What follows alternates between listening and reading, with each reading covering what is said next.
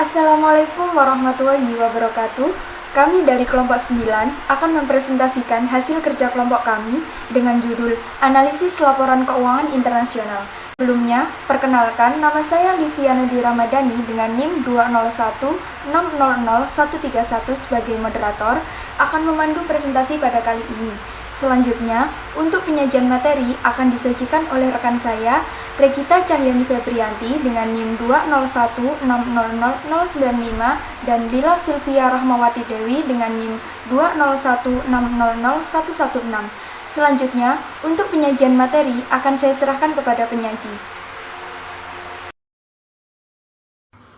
Kelompok kami akan menjelaskan tentang analisis laporan keuangan internasional. Nah, apa sih analisis laporan keuangan internasional itu? Analisis laporan keuangan internasional merupakan proses yang penuh pertimbangan dalam rangka membantu mengevaluasi posisi keuangan dan hasil operasi perusahaan pada masa sekarang dan masa lalu, dengan tujuan untuk menentukan estimasi dan prediksi yang paling mungkin mengenai kondisi dan kinerja perusahaan pada masa sekarang dan masa yang akan datang. Apa sih tantangan dan peluang analisis lintas negara yang termasuk dalam analisis laporan keuangan internasional ini?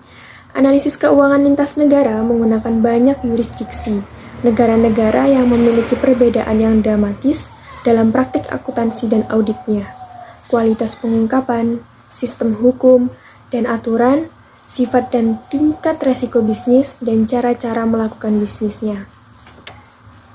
Untuk kerangka kerja analisis bisnis, menurut Palepu, Bernard, dan Healy, memberikan sebuah kerangka kerja yang berguna menganalisis bisnis dan valuasi dengan menggunakan data laporan keuangan.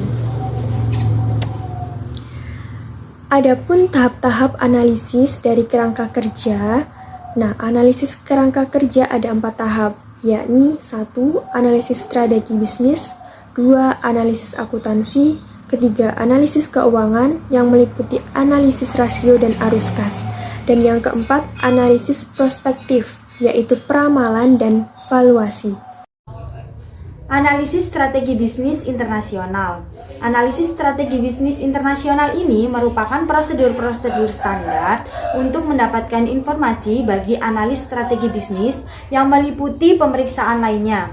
Dilakukan dengan cara berbicara dengan staf perusahaan, analis, dan para profesional keuangan lainnya yang menggunakan berbagai sumber tambahan seperti World Wide Web, persatuan dagang, pesaing, konsumen, pelapor, perunding, pembuat aturan, akurasi, reliabilitas, dan relevansi dari setiap informasi yang didapatkan harus sudah dievaluasi.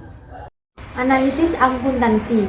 Kegiatan analisis ini dilakukan sebelum melakukan analisis keuangan atas laporan keuangan perusahaan, di mana tujuan dari analisis akuntansi adalah yang pertama untuk mengetahui perubahan posisi keuangan perusahaan pada periode tertentu. Yang kedua, untuk menilai kinerja manajemen pada tahun berjalan. Yang ketiga, untuk mengetahui kelebihan dan kelemahan apa saja yang dimiliki sebuah perusahaan, sehingga dapat menilai tingkatan di mana hasil laporan sebuah perusahaan bisa menggambarkan realitas ekonomisnya. Selanjutnya adalah faktor yang mempengaruhi analisis akuntansi. Yang pertama ada metode akuntansi, yang kedua ada karakteristik negara, dan yang terakhir ada auditor. Analisis keuangan internasional. Tujuan dari analisis keuangan internasional ini yaitu untuk mengevaluasi kinerja saat ini dan masa lalu dari sebuah perusahaan, sehingga dapat menilai apakah kinerja sebuah perusahaan tersebut bisa dipertahankan atau tidak.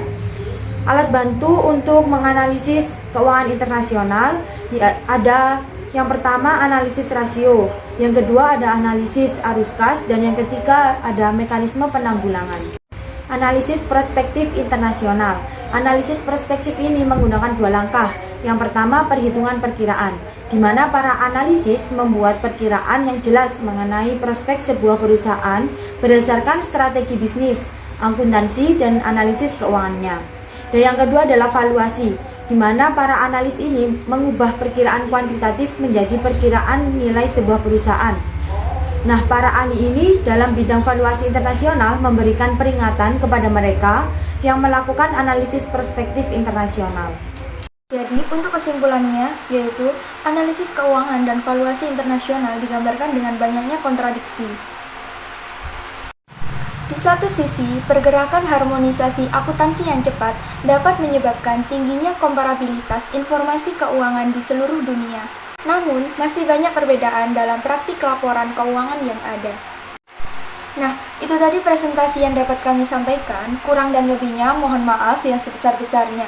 Kami dari kelompok 9, terima kasih. Wassalamualaikum warahmatullahi wabarakatuh.